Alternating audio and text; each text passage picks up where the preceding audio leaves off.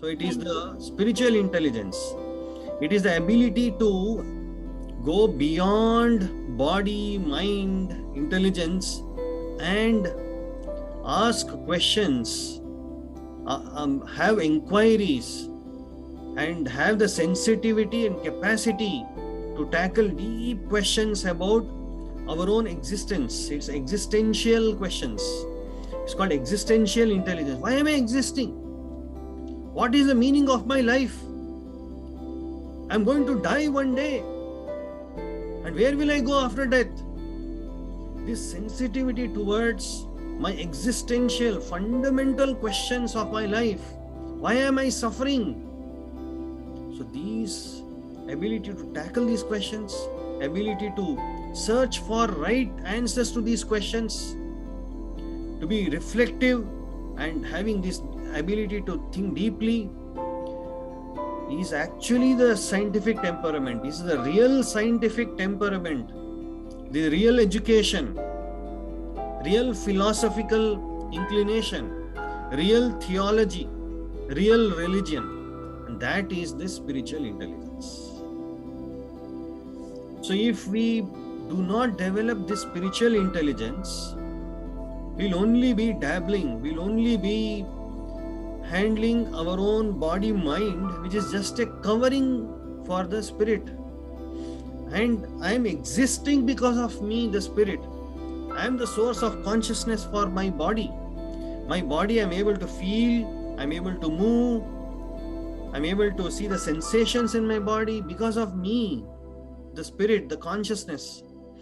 So if I don't improve my spiritual intelligence, improve my consciousness, and understand I am beyond this body, I am a spirit soul, I am a part and parcel of Supreme Spirit, and start desiring and acting to that understanding in all the kinds of intelligence which Srila Prabhupada says it is borrowed plumes. All that is shared by Krishna, all the different types of intelligence, what we call as, it may not be really different types of intelligence, all those are different jnana, bala, kriya, different types of jnana, different types of bala, different types of kriya, which we all consider as intelligence, and that is of the body, is of the mind or the subtle body. So we understand all those 8 types of intelligence are concerning with the material body we are possessing, and that material body is destructible. It was born on one point of time and it will vanish, and this body will be cut into pieces. It can be burnt by fire, it can be moistened by water, it can be dried by wind. Whereas spirit is completely opposite. Spirit is unborn, it is eternal, and nothing material can affect the spirit. Matter is conceivable now, spirit is inconceivable by the material senses. So this body, this covering, this dress what we have is a combination. This, my hardware of my body is just a combination of 5 gross elements: Bhumir, Apa, Nala, Analo, Vayu, Kham. Earth, water, air, fire and ether. And more to it, there is a software, and that software contains mind, intelligence and ego. And there is a hardware called brain for that software. So this hardware or software is not me. It's a very, very wrong understanding of myself. So when lot of speakers over the internet, when they talk about self-management, self, lot of self word is used. What is that real self? So that self is the soul. And when we act on a platform of the body, that self becomes this gross body. And when we act on the platform of mind, that self is, at that point we are thinking I am the mind. And when we are intellectually thinking over a lot of things, analyzing, then that that self, I am thinking I am to be the intelligence. When I identify myself with a particular community, with a race, with a particular ethnicity, I think I'm part of that. That is ego, false ego. But the issue is I'm none of these. So we sometimes work on the gross body platform, sometime on the mental platform, sometimes on the intelligence platform, sometime on the social ego platform. But we are the soul who are covered by these different layers of this body, which we say material body. So if we can control our mind through developed spiritual intelligence, which is available in the form of lectures, books, and devotees who are practicing can share different realizations by their experience, all these constitute spiritual intelligence, which is dealing only with the soul who is trapped in this material body and completely absorbed, wrongly identifying himself to be this body.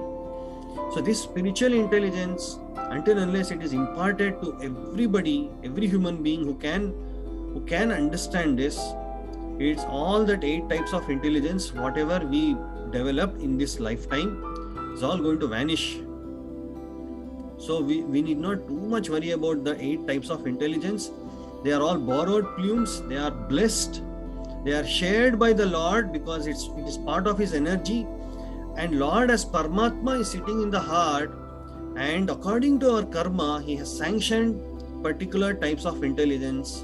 Somebody would be better in music, somebody would be better in culinary skills, somebody is better in some other skills, preaching skills, etc., etc. So one need not compare ourselves with others. The reason is everyone has a different body according to their own karma, and they have different types of intelligence or skills according to their own karma. Now, if I am a good singer, if I am not a good singer, I need not always become a good singer in this life. Not required. If I am not a good cook, I need not become a good cook. I may be a very simple cook throughout my life. It's fine. So, this is what is to be understood. These are all material skills. When we compare ourselves with others, what happens?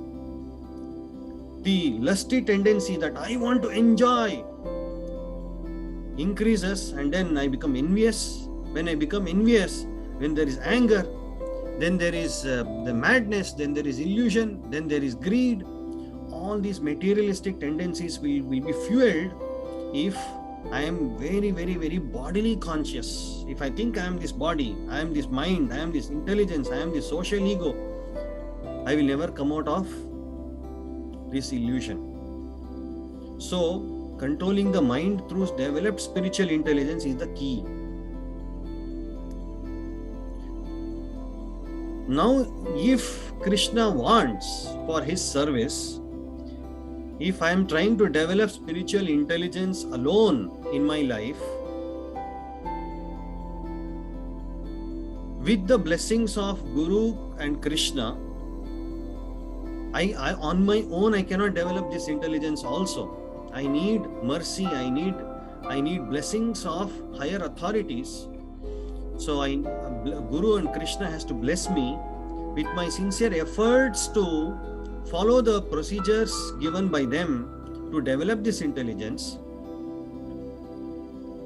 and engage whatever I have already with me in the service of the Lord without hankering too much for either for spiritual intelligence or for any other intelligence, only seeking and begging mercy and engaging all the skills what I have, and whatever Krishna wants, he will give for his service. By that, I can develop, if Krishna wants, other types of intelligence also, other types of skills also. So there are many live examples who, before coming to Krishna consciousness, many of us didn't have any of the skills.